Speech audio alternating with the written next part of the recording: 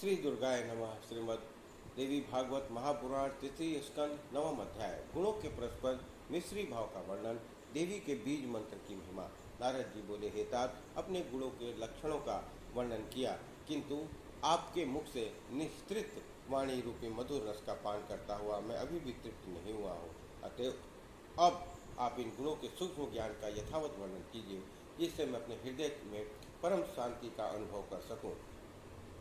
व्यास जी बोले, अपने पुत्र महात्मा नारद के इस प्रकार पूछने पर रजोगुण से अभिभूत सृष्टि निर्माता ब्रह्मा जी ने कहा। ब्रह्मा जी बोले, हे नारद, सुनिए, अब मैं गुणों के विस्तृत वर्णन करूंगा। यद्यपि मैं इस विषय में सम्यक ज्ञान नहीं रखता, फिर भी अपनी बुद्धि के अनुसार आपसे वर्णन कर रहा हूँ। केवल सत्वगुण कहीं भी परिलक्षित नहीं होता है।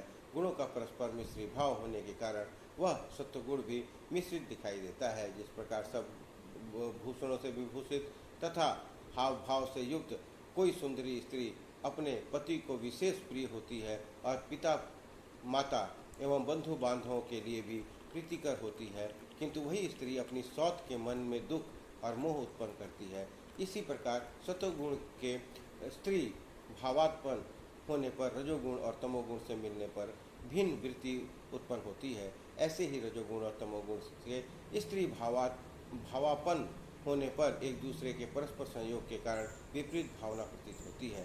हे नारद, यदि ये तीनों गुण परस्पर मिश्रित न होते हों तो स्वभाव में एक ही सी प्रवृत्ति रहती है, किंतु तीनों गुणों के मिश्रित हो जाने के कारण ये विभिन्नताएं दिखाई देती हैं।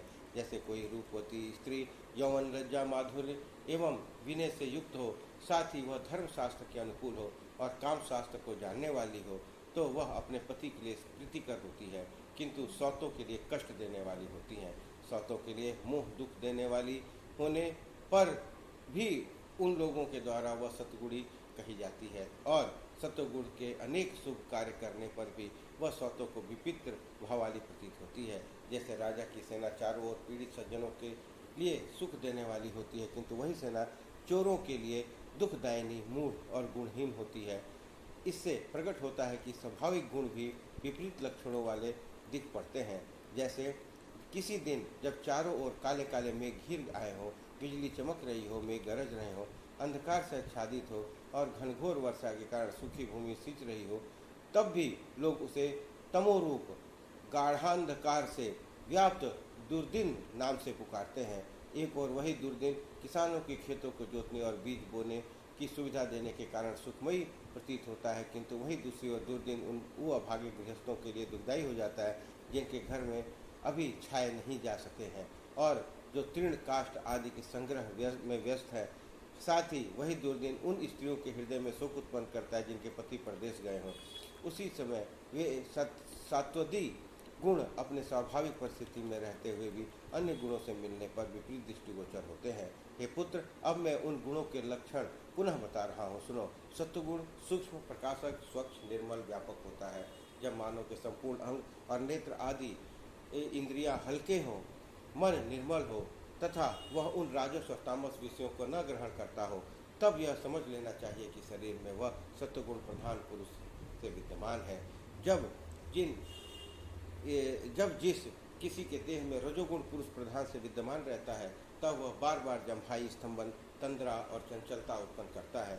इसी प्रकार जब अत्यंत कलह करने का मन कर चाहता है, तो अन्यत्र जाने की इच्छा हो, चित्त चंचल हो और वाद विवाद में उलझने की प्रवृत्ति हो, मन में काम भावना का गहरा पर्दा पड़ जाए, तब यह जान ले कि शरीर में तमोगुण की प्रधानता है। उस समय शरीर के अंग भारी हो जाते हैं, इंद्रियां तामसिक भावों से वशीभूत हो जाती है, चित्त विमूढ़ हो जाता है और निंद्रा की इच्छा नहीं करता है। नारद, इस प्रकार सभी गुणों का लक्षण समझना चाहिए।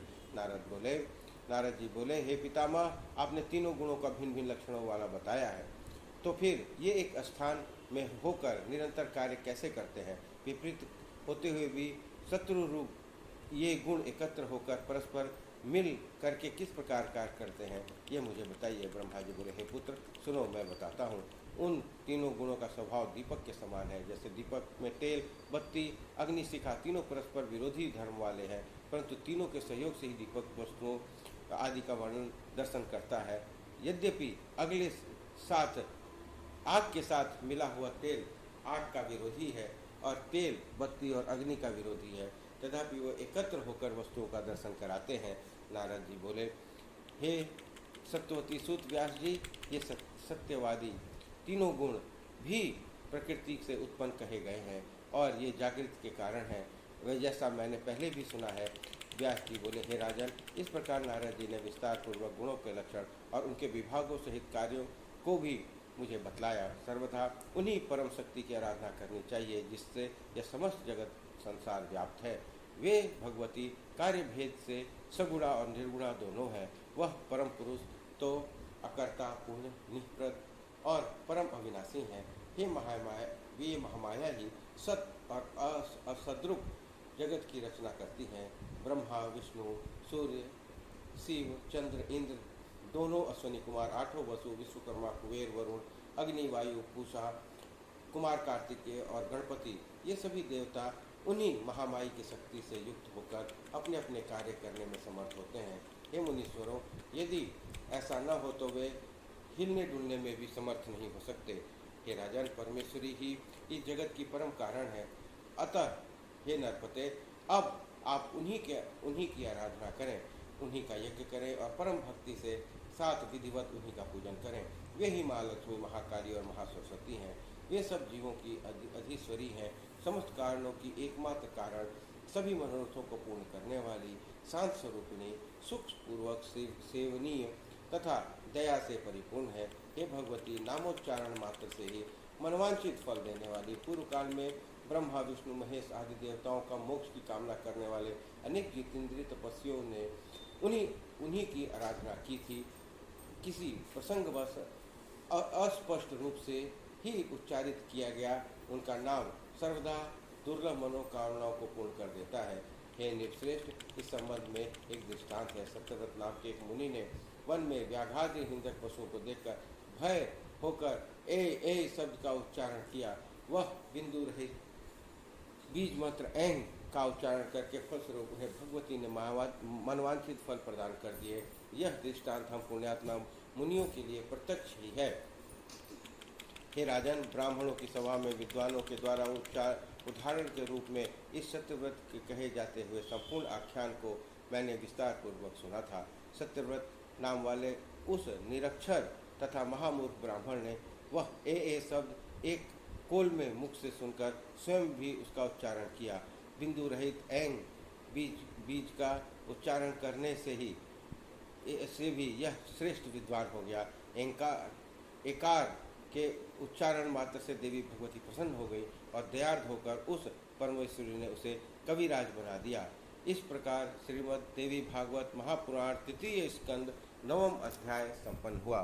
बोलिए दुर्गा महारानी की जय।